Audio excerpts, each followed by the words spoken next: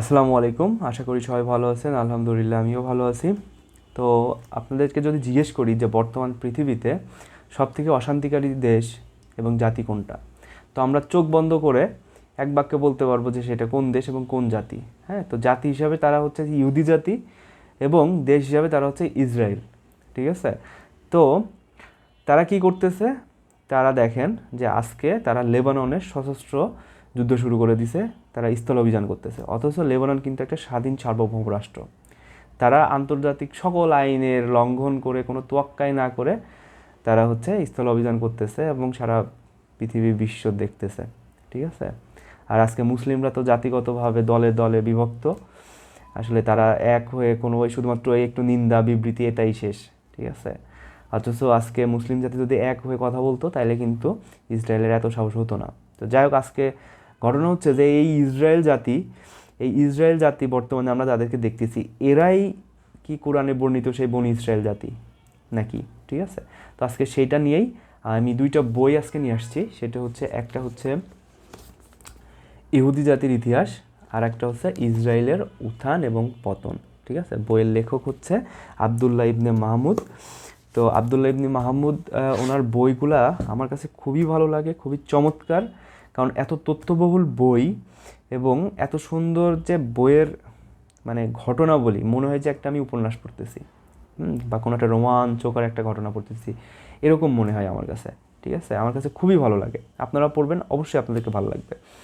তো কেন পড়তে হবে এই বইটা, এই বই দুইটা? সেটা হচ্ছে যে এই দুইটা বই পড়লে আমরা হাজার বছরের ইতিহাস জানতে পারবো যে এই ইহুদি জাতি আসলে কারা, মানে এই বনি ইসরায়েল আসলে কারা, কোথা থেকে তারা আসছে, এবং এই যে বর্তমানে ফিলিস্তিন তারা দখল করে আছে, এই ফিলিস্তিনের আসলে মালিক কারা, আদিবাসী কারা। ঠিক আছে? যদিও আমরা জানি যে আদিবাসী হচ্ছে ফিলিস্তিন, বাট যে ঘটনাটা কি আসলে, হ্যাঁ, এটা জানার জন্য কিন্তু এই যে হাজার বছরের যে ধারা, এই ধারাটা কিন্তু পড়তে হবে।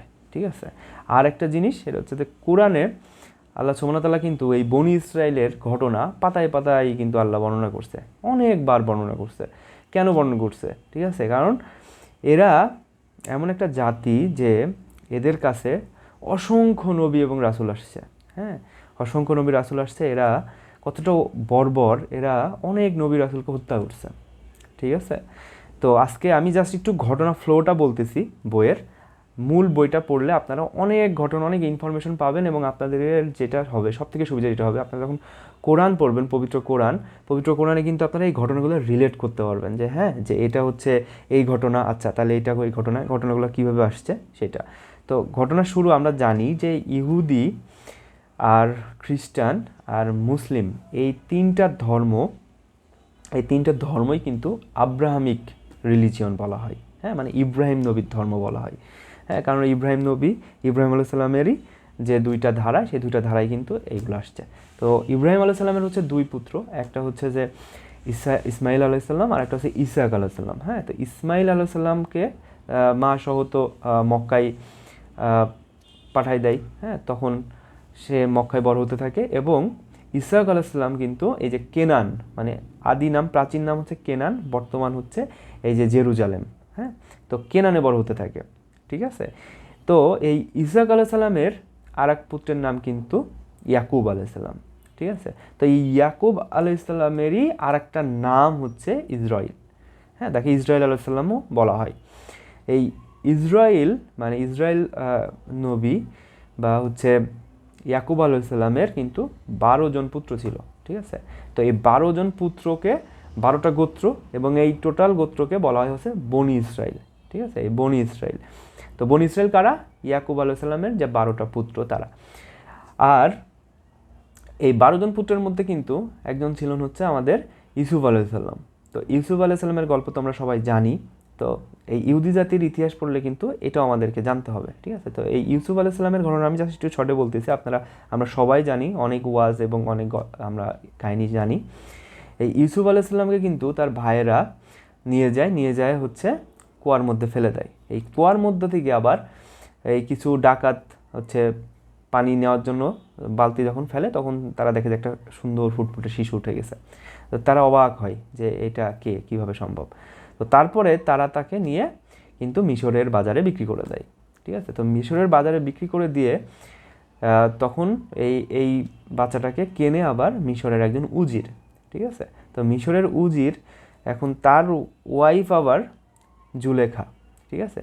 তো এই জুলেখার নাম কিন্তু কোরআনে উল্লেখ নাই। এটা হচ্ছে যে ইহুদিদের বিভিন্ন ধর্ম গ্রন্থ বা বলতে পারেন যে ঐতিহাসিক গ্রন্থগুলোতে এরকম নাম আসলে পাওয়া যায়। তো এই বইয়ের মধ্যে আপনারা ঘটনাগুলো পাবেন সব, ঠিক আছে। তো আমরা জানি যে কি কি হয়। তারপরে এই জুলেখার জন্য হচ্ছে ইউসুফ আলাইহিস সালামকে কিন্তু বিনা অপরাধে জেল খাটতে হয়।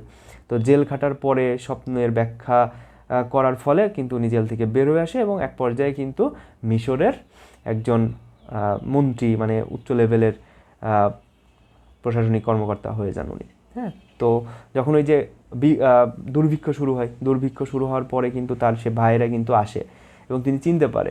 তো চিনতে পারার ফলে এই ভাইরা কিন্তু উনি হচ্ছে নিয়ে আসে কিন্তু মিশরে স্থায়ীভাবে বসবাস করা শুরু করে। তো এই যে 12টা গোত্র এই মিশরে বসবাস করা শুরু করলো, এই যে এদেরকে সবাই একত্রে বলতে হচ্ছে হিব্রু, মানে যারা মিশরের স্থানীয় তারা বলতো, তাদেরকে ডাকতে হচ্ছে হিব্রু বলে। তো এই কালের পরিক্রমায় আস্তে আস্তে আস্তে আস্তে আস্তে এই হিব্রুরা অনেক সংখ্যা বেশি হতে থাকে এবং এই যে ফারাও মানে যাদেরকে ফেরাউন আমরা বলি, এই ফেরাউনের সময়ে তারা মনে করলো যে এরা যেহেতু অনেক বেশি হয়ে গেছে, এরা এইভাবে চলতে থাকলে এক সময় আমাদেরকে বের করে দিবে, রাজত্ব হারাই যাবে। এই ভয়তে তারা তাদেরকে নির্যাতন করা শুরু করলো, ঠিক আছে। তাদেরকে নির্যাতন করা শুরু করলো এবং এই নির্যাতনের বছর হচ্ছে প্রায় 400 বছর পর্যন্ত তারা নির্যাতিত জাতি, তারা হচ্ছে ঘৃণিত এবং হচ্ছে যে অমানবিক তাদেরকে কাজ করানো হয়, তাদেরকে কষ্ট দেওয়া হয়, ঠিক আছে।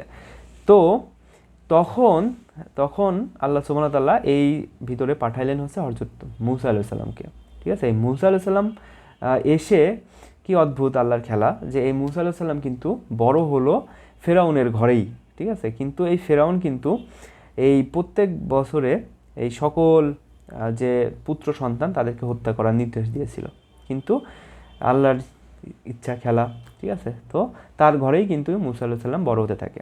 তো মূসা আলাইহিস সালাম বড় হতে যখন বড় হয়ে যাওয়ার পরে কিন্তু একটা এই যে হিব্রুদেরকে এত নির্যাতন করে, কষ্ট দেয়, তো সে তো তিনি নিজেও একজন হিব্রু, ঠিক আছে। তো হিব্রু তার একটা ফিলিংস কাজ করে যে টান কেন।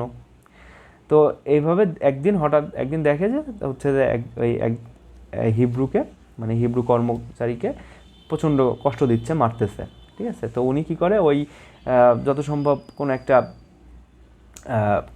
মানে কী বলবো, যারা হচ্ছে যে রাজার যারা প্রজা থাকে আর কি, তারা সৈনিক লেভেলের, তো তাকে ধরে তাকে একটা চর মেরে তাকে মেরে ফেলে, ঠিক আছে। তো মেরে ফেলার পরে উনি চলে যাওয়ার পরে এটা একটা ঘটনা যে চলে যাওয়ার পরে তারপরে হচ্ছে যে আল্লাহ তাকে হচ্ছে নবুয়ত দান করে, কথা বলে তাকে ফেরত যাইতে বলে, ফেরত যাওয়ার পরে তাকে উদ্ধার করায়।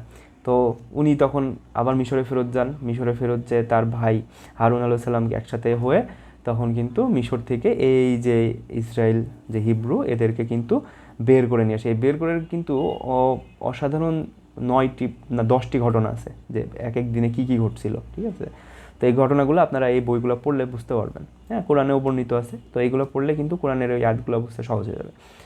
তারপরে মূসা আলাইহিস সালাম কিন্তু তাকে নীল নদ পার করে এই যে এই জাতিকে কিন্তু পার করে এই পাশে নিয়ে আসলেন। তো এই পাশে নিয়ে আসার পরে উনি কিন্তু তাওরাত মানে কিতাব পান। এই তাওরাত কিতাব আনতে উনি 1 মাসের মতো ছিল হয়তো।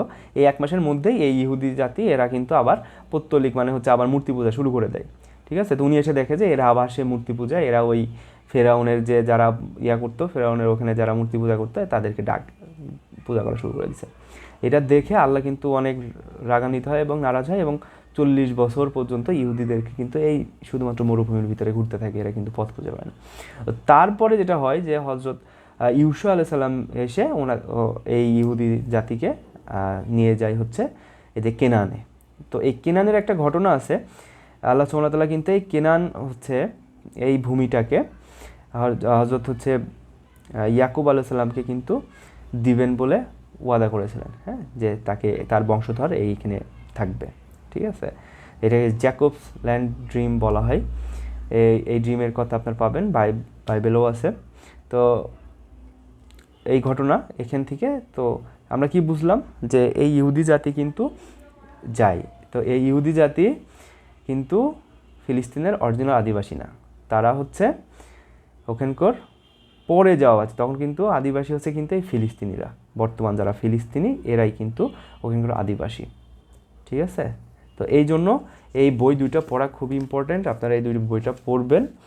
হ্যাঁ, আজকে আর বাড়াচ্ছি না, আমি দরকার হলে আলাদা আলাদা করে ভিডিও দিব ইনশাল্লাহ, কিন্তু এই দুইটা বই আপনারা অবশ্যই পড়বেন, অবশ্যই পড়বেন, শুধুমাত্র ইহুদিদেরকে জানার জন্য না, কোরআনের আয়াতগুলো বোঝার জন্য, সূরাগুলো বোঝার জন্য পড়া উচিত। আর তারপরে যে ঘটনাগুলো হয় যে হচ্ছে আমাদের মুসা আলাইহিস সালাম, ঈসা আলাইহিস সালাম, জাকারিয়া আলাইহিস সালাম, পরবর্তীতে আরও অনেক নবী আসে, তো সেই ঘটনাগুলো আছে এই বইতে। ঠিক আছে, তো আপনারা ইনশাল্লাহ বুঝতে পারবেন। ধন্যবাদ সবাইকে।